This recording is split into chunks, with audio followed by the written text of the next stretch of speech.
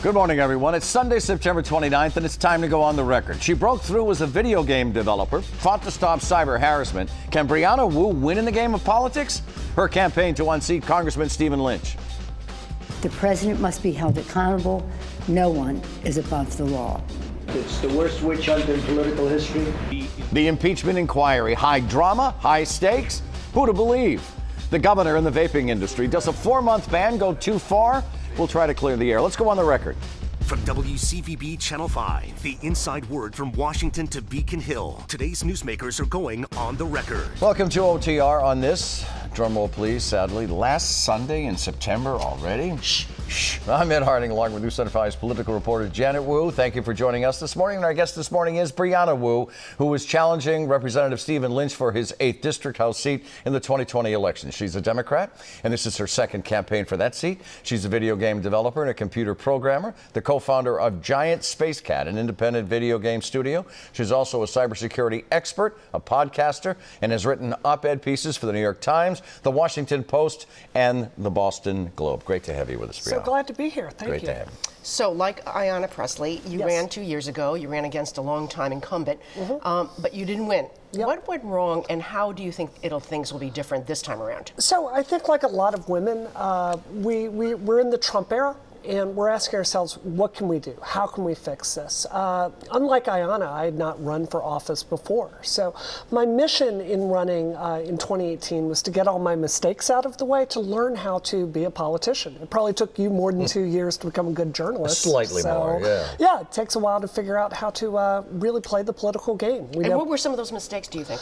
I think the biggest one is I tried to run my campaign like a tech startup. I've done the tech startup thing 3 times. You know, a tech startup, you get a small team. Experience doesn't matter that much in the tech industry because you can ship at any time. In politics, you've got an election 2 years later, no matter what. So you need experienced people on your team. That's what we're doing differently this time. And do you have like a larger staff already? We absolutely do. And we're building up for field right now. And what else is different besides the fact that you're going to be running your campaign differently? Do you think the environment is different? Do you think the voters are any different? How are things changed? Well, you know, this district has changed quite a bit since Stephen Lynch won in 2000. Just since 2018, we have over 19,000 new voters that have registered in our district. New voters, and that's only Democrats and Republicans Democrats and independents in less than a year.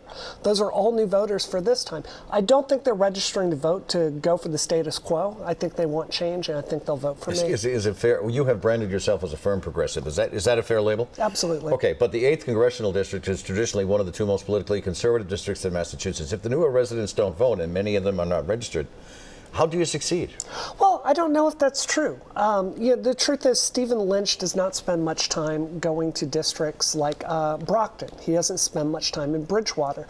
There's a lot of our district where he just isn't there making his case to the voters. So the way I intend to win is go out there, shake that many hands, make the case to that many voters in person. You still believe in the touching politics? Of course Absolutely. I do. Of course, and just to get personal, I'm coming from being a software engineer, spending a lot of time in front of a computer.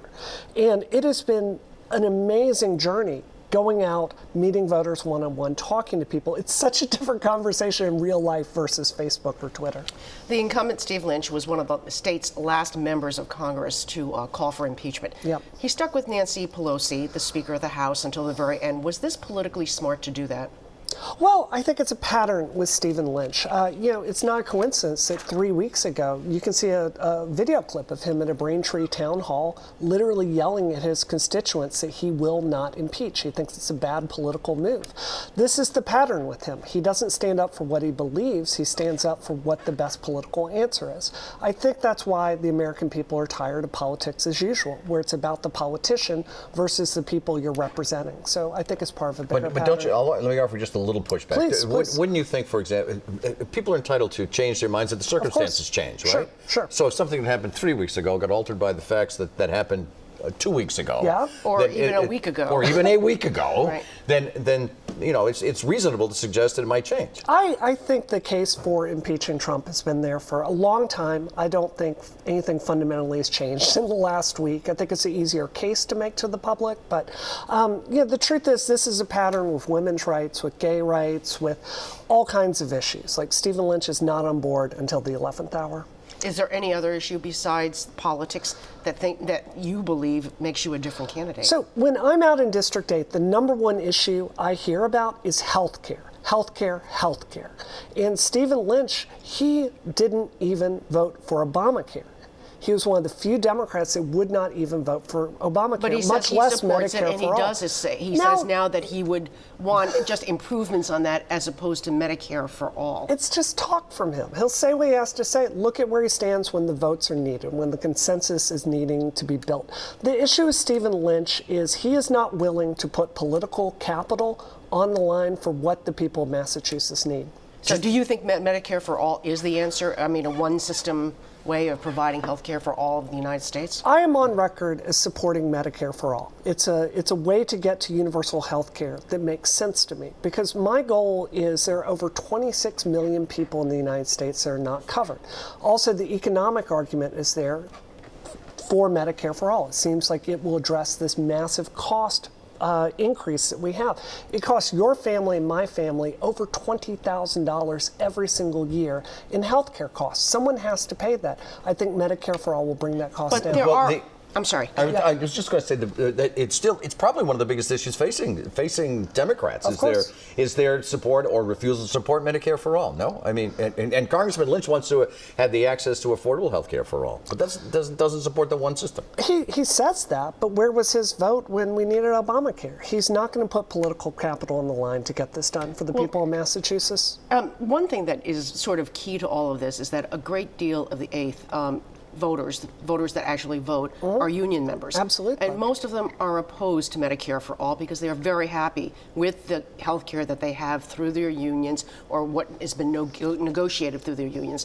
What do you say to these voters that you're trying to get them to take a look at you? Well, I would say look at National Grid. This is a union shop that had to strike to basically keep their benefits. You're seeing unions fighting for that exact kind of health care all through Massachusetts District 8. So the union people I talk to just want to be covered. They're flexible in how they get there. And just to back up for a second, I just want this is a big difference between Stephen Lynch and I. I am a software engineer. We are very problem-oriented people. When I've gone into a software engineering meeting, it's about finding a solution for a problem. That's the kind of leader I'm going to be in Congress. I don't sit there and root for a tactic to get to a certain place. It's about getting people covered, and that's what we're going to do. Are you ready for the OTR pop quiz? Yes. Wow, did you hear that? We don't hear that very often. Wow, that was I like an pop quizzes, Okay, yes. right, here we go. And we're going to start out with the video game trivia. Let's play in the video game realm, huh? I've trained my whole life for this. This is In great. 2003, Ubisoft released an action-adventure game with a breakthrough female protagonist who was a photojournalist and a martial arts expert. The game was Beyond Good and Evil. Watch this. You know the question. Huh? Your question is, what was the main character's name? Multiple choice. Was it Ruby? I got to ask the questions. Was it Ruby, Jade, or Sapphire? It was Jade. It was Jade. Yep. Listen to the confidence in This there. is definitely in her wheelhouse. Yeah, I would you know, say? right? Yeah. Okay. The question 2 is: you were one of the first political candidates to use Twitch video streaming service to get out your message. You talked about your candidacy as you played a game. Talk about multitasking. Yes. All right. So here is the question: who is the owner of Twitch? Google, Facebook, or Amazon? Amazon. Purchased it in 2014 for $970 million. We'll come up with tougher questions, but we only have a couple of minutes to do it. We continue on the record with Beyond Bruce Stevens.